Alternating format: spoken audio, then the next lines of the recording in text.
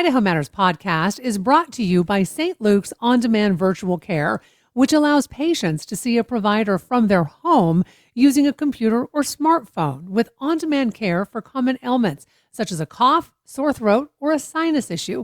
More information at stlukesonline.org. Idaho Matters is taking a deep dive into the loss of farmland here in the Gem State. Are you a farmer? What challenges do you face as farmland shrinks in Idaho? We want to hear your story. Email us at idahomatters@boisestate.edu or leave us a voicemail using the Talk to Us feature in the Boise State Public Radio app. And then listen to our series on farming called Land and Legacy. Episodes available on Monday afternoons in the Idaho Matters podcast feed. From the studios of Boise State Public Radio News, I'm Gemma Gaudet. You're listening to Idaho Matters. In today's fast-changing world, uncertainty can feel overwhelming, whether in business, leadership, or even our personal lives. But what if doubt wasn't something to fear, but a tool to unlock success? That's the central idea behind the new book, Radical Doubt, turning uncertainty into surefire success. And joining us now to talk more is the book's author, Dr. Bidhan Parmar. I want to welcome you to the program. Thanks so much for having me. So, what do you mean by radical doubt? And how does that kind of just differ from plain old hesitation or indecision? Yeah, such a great question. In school, we're all taught that to be smart means having the right answer. We learn to crave certainty because it helps us feel like we have control. But certainty has downsides too. We forget to listen to other perspectives that we might disagree with. It might blind us to pitfalls and risks in our decision making. And a big downside of that is we come to see doubt as a weakness, as a sign that maybe we're not smart enough, we're not capable enough. And when we experience doubt, we experience it as this negative feeling, this thing that says, hey, you're not good enough to make this decision, or you don't know what the right answer is. And the idea behind radical doubt is that doubt is actually a signal for learning.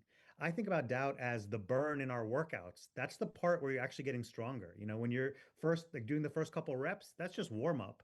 It's rep 8, rep 9 when it's getting hard. That's the part where you're actually building new capacity, new capability.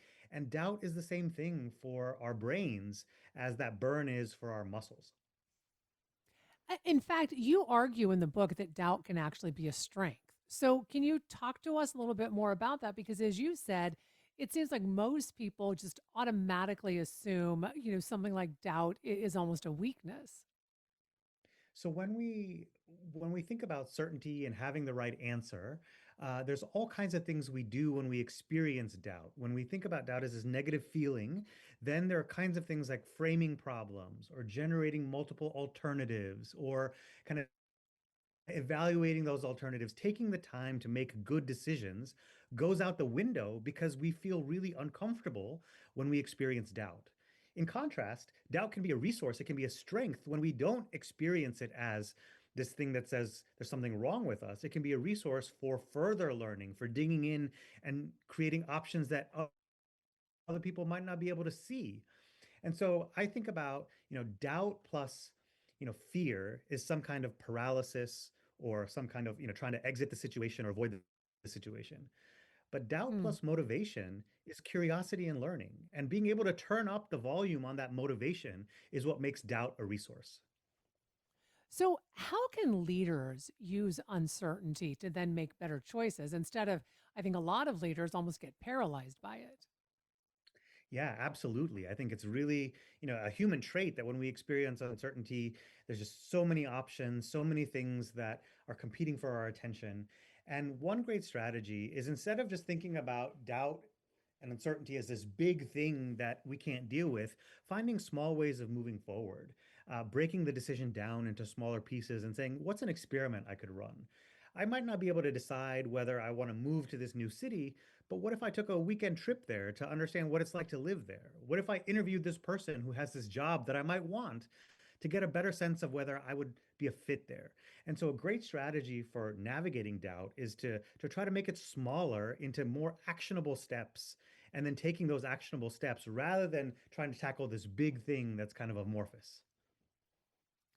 So, how can people apply these ideas when they're making really high stakes decisions like a career change or maybe some type of investment even?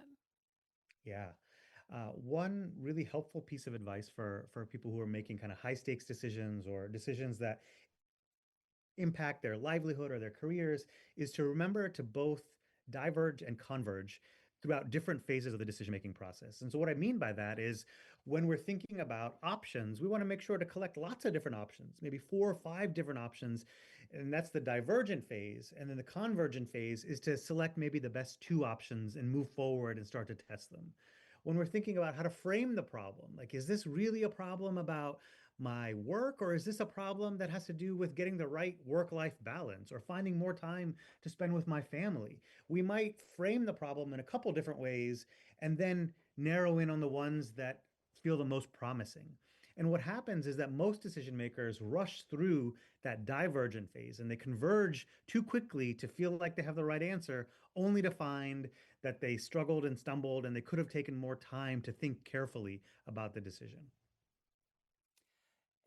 Do you have a real life example of someone in business or even their daily life who turned uncertainty into a breakthrough? I think there's lots of examples of that. An example that I really like um, is in the context of entrepreneurship. We can think about lots of different entrepreneurs, scientists who are doing novel things. They identify a problem and it's not obvious what the solution to that problem is.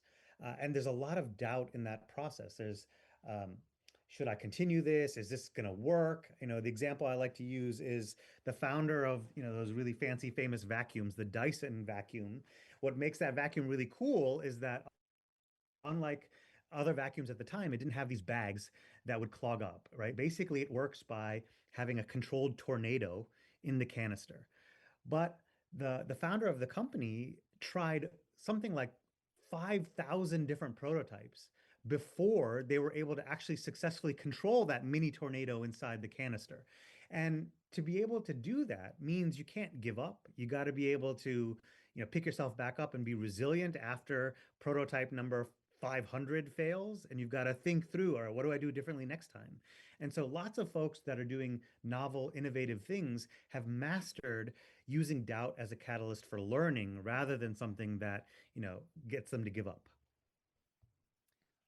And I'm curious about the timing of your book as well, because your book was written and it's come out in a time where I think a lot of folks would say that the world feels especially unpredictable right now, and that can raise all kinds of doubts and uncertainties.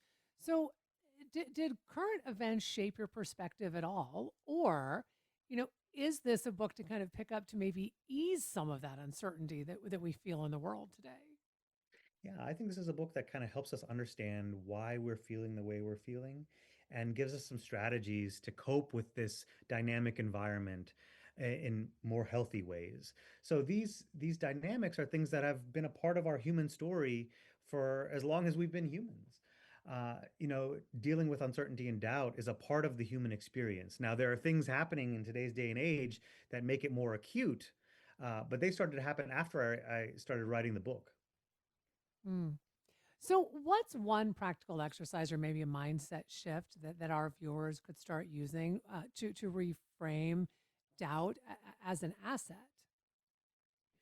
I think a great strategy is to first, in that moment when you start to feel doubt, don't think about it as something that is paralyzing, something that says that, you're not good enough. Think about it as this is the part where I'm about to get stronger. This is the part where I'm about to learn something that is going to make me more capable and more resilient in the future. And have you, on a personal level, had moments of radical doubt in your own life? And if so, how have you turned that around? Oh, many, many. I'll tell a quick story about a backpacking trip that I was on, and we were lost trying to find our way to our campsite for that evening.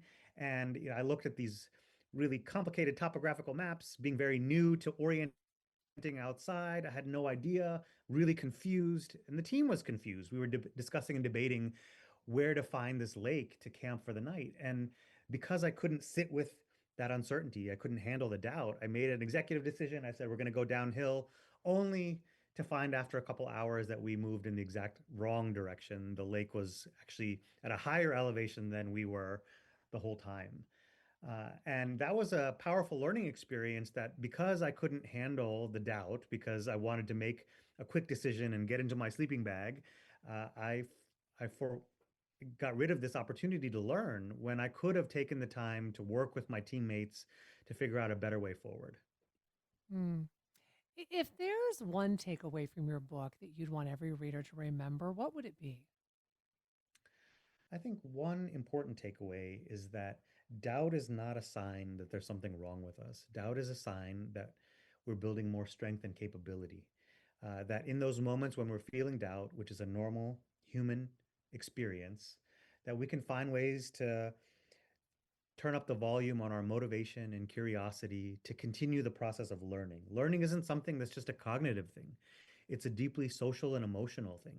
And when we remember that and we learn to use doubt effectively, we're leveraging those social and emotional resources to learn as much as we can in difficult moments.